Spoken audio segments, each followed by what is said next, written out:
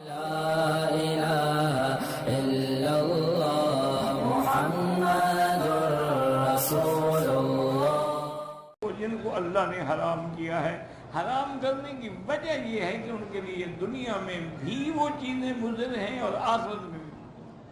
اب تو یعنی یقین کریں نا جی کہ خنزیر اور شراب جو ہے یہ انگریزوں کے لیے تو سب سے بڑی چیز ہے۔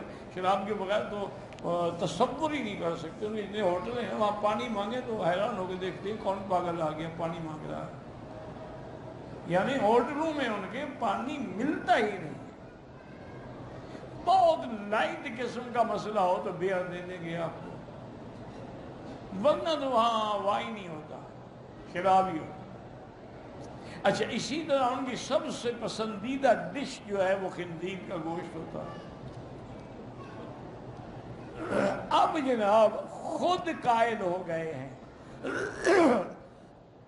کبھی شراب بالکل بری چیز ہے، اور قانون بنا دیا انہوں نے کہ 18 سال کی عمر سے چھوٹا آدمی اگر جائے تو کوئی دکاندار اس کو شراب نہ دے۔ ہاں بڑا ہو جائے پھر اس کی مرضی، خود ہلاک ہونا چاہتے ہیں تو ہو جائے۔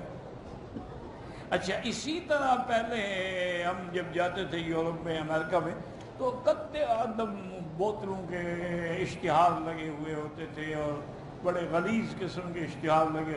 اب انہوں نے وہ بھی سب ہٹا دیے ہیں کہ یہ اشتہار دیکھ کے آدمی کو رغبت پیدا ہوتی ہے شراب پینے کی۔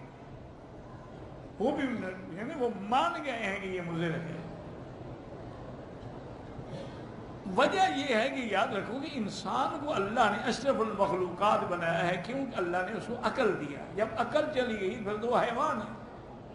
اور شراب کا تو کام ہی یہی ہے کہ ما خامر العقل، جو عقل کو ختم کر دینا۔ بہن کا فرق ہے، بیوی کا فرق ہے۔ اب انہوں نے بھی مان لیا ہے کہ یہ مضر ہے۔ اچھا، خنزیر کا گوشت ہے، اب وہ بھی کہتے ہیں کہ خنزیر کے گوشت کھانے والے کے گردے جو ہے نا وہ خراب ہو جاتے ہیں اور گردے موٹے ہو جاتے ہیں۔ کوشش یہ کی جائے کہ اس سے بچا جائے۔ اور ایک نئی ریسرچ ان کی یہ بھی آئی ہے کہ خنزیر کے گوشت کھانے کے اندر اللہ کی شان ہے کہ اس کے اندر غیرت کا مادہ نہیں رہتا۔ وہ اپنی بیوی کو کسی کے ساتھ لیٹے ہوئے دیکھیں گے کہ ٹھیک ہے انجوائے کرو، میں کسی اور کے ساتھ انجوائے کرتا ہوں، غیرت ختم ہو جاتی۔ یہ خنزیر کا خاصہ ہے کہ جو وہ گوشت کھاتے ہیں ان میں غیرت نہیں، اس لیے اب وہ بھی ان باتوں کو ماننے لگ گئے ہیں۔ میں ایک دفعہ پیرس میں گیا تو وہ میں کسی پروگرام کے بغیر گیا تھا۔ اصل میں میری ٹکٹ جو تھی نا جی وہ لندن جدہ تھی، لیکن اس میں مجھے گنجائش تھی کہ میں لندن پیرس جدہ چلا جاؤں۔ تو میں نے کہا پیرس مفت میں ملتا ہے، ٹکٹ ہی نہیں خریدنی پڑتی۔ تو اس لیے میں نے ایجنٹ سے کہا کہ تم ایسا کرو کہ میری ٹکٹ اب یوں بناؤ، لندن پیرس جدہ، لیکن درمیان میں مجھے 24 گھنٹے کا سٹے بھی دے دو۔ اس نے کہا ٹھیک ہے۔ اس ایجنٹ نے البتہ مجھ سے پوچھا کہ حضرت آپ پیرس جا رہے ہیں، کسی کو پتہ بھی ہے، خبر بھی ہے، کوئی آدمی ایئرپورٹ پہ آپ کو لے گا نہیں لے گا، ہم انتظام کریں؟ میں نے کہا نہیں، آپ بالکل انتظام نہ کریں، میں بالکل خاموش ہو کے بغیر کسی اطلاع کے اور بغیر کسی پروٹوکول کے جانا چاہتا ہوں۔ میں نے کہا جی آپ کو تکلیف ہوگی۔ میں نے کہا بس چھوڑ دیں، ایک تو دن میں نے گزارنا ہے۔ بہرحال میں چلا گیا، لیکن اللہ کی شان یہ ہے کہ ایئرپورٹ پر ایک آدمی میرا انتظار پہلے کر رہا تھا۔ تو میں حیران ہوا، میں نے کہا بھئی آپ کو کیسے پتہ ہے؟ اس نے کہا جی مجھے تو پتہ اس لیے لگا ہے کہ ہمارا جو میڈیا ہے نا اس میں ایک خبر آئی تھی کہ مکی صاحب فلاں دن پیرس آ رہے ہیں، تو ہم نے تو جلسے کا اعلان بھی کیا ہوا ہے۔ میں نے کہا تم نے اچھا پھنسایا بھائی۔ بہرحال گزارش یہ ہے کہ وہ ہم گئے، وہ گزرا، جلسہ بھی ہو گیا۔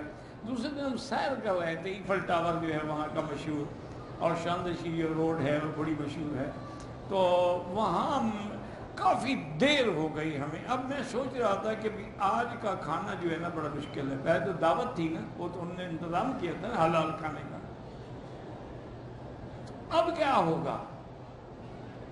ابھی میں سوچ رہا تھا کہ ایک آدمی بڑی محبت سے مجھے آ کے ملا، استاد آپ کو ہم کو پہچانا، ہم آپ کا شاگرد ہے، ہم بنگالی ہے۔